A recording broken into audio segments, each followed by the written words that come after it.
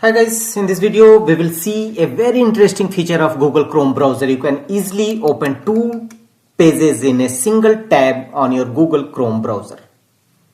How can this possible? Here are the method. Go to three vertical dot against top right corner and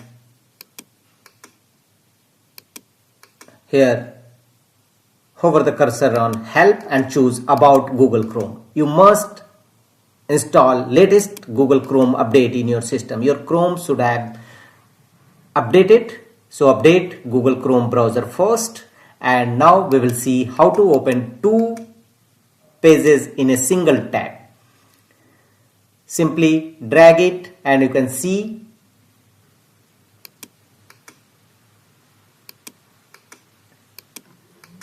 two pages in a single tab.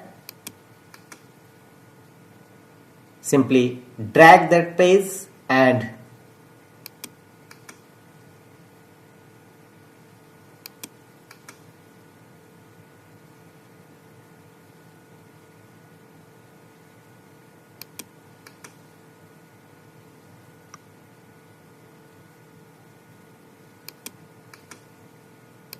simply drag that page and left anywhere, and you can see a page. Simply open a single and return back and again drag that page from where.